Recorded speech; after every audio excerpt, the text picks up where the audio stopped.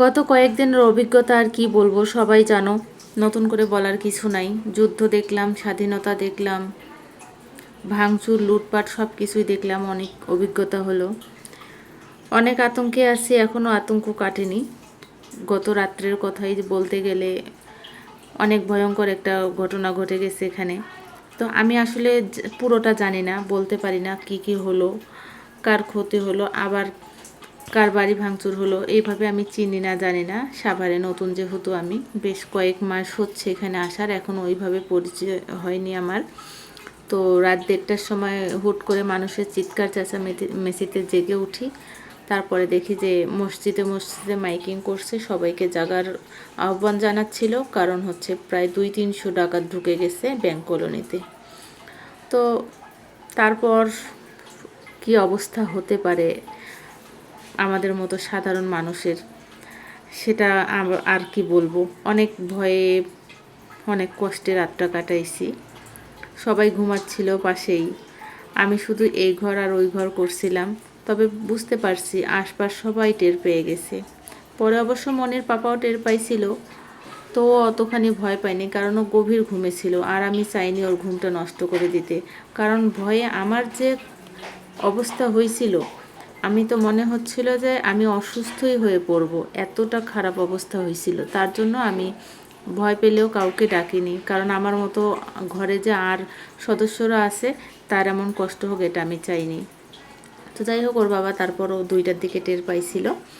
পাওয়ার পরে একটুখানি শুনে আবারও ঘুমিয়ে পড়ছে। পরদিন শুনলাম সে ঘটনা। তো শুনে আসলে অনেক ভয় পেয়ে গেছি। আজকে রাতে কি আছে কপালে জানি না, সবাই আশীর্বাদ করো যেন ভালোভাবে কাটে। তো আমি এই যে দুপুরবেলা রান্নাবান্না শেষ করে যে মেয়েদের জামা সেলাই করতে দিয়েছিলাম, অনেক দিন হয়েছে। এটা আসলে ওদের একটা প্রোগ্রাম ছিল, সেটা গত 20 জুলাইয়ে ছিল। তো 18 জুলাই থেকে দেশের যে অবস্থা শুরু হলো, তো প্রোগ্রামটা তো আর হয়নি, আবার নতুন করে হয়তো ডেট দিবে দেশের অবস্থা স্বাভাবিক হয়ে গেলে। তো ড্রেসটা তার জন্য, মানে 2 বোনের 2টো ড্রেস করতে দিছিলাম, নাচের, এটা আনা হয়নি। পরিস্থিতি এতটাই খারাপ ছিল, ঘর থেকে বের হওয়ার মতো উপায় ছিল না। আমরা প্রায় অনেক দিন ধরেই ঘরের ভিতরে আছি, ঘর থেকে আর একদম বের হই না, বিশেষ কোনো প্রয়োজন ছাড়া। আর বিশেষ কোনো প্রয়োজন বলতে শুধুমাত্র ওদের বাবা যায় বাইরে, যেটা হচ্ছে অফিসে যেতেই হয়, সেখানেও একদম বাইক ছাড়া তাদের কোনো কার্যক্রম নাই, শুধু অফিসে গিয়ে অফিসিয়াল কিছু টুকটাক কাজ করে সময় কাটিয়ে চলে আসতেছে।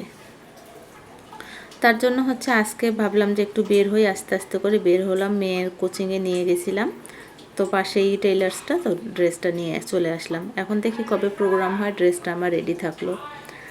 তারপরে যে সন্ধ্যাবেলা বাসায় আসার পরে আজকে একটু তেল পিঠা বানাই। কি করব, বাইরে কোথাও যেতে পারতেছি না, কোনো ঘরে বাইরের খাবার দাবার কিচ্ছু নিয়ে আসতে পারতেছি না। বাচ্চারা বাইরের কোনো কিছু খাইতে পারতেছে না, যদিও বাইরের খাবার খুব বেশি একটা খায় না, তারপরও যা খাবার খাই আমরা সব বাইরে থেকেই আসে।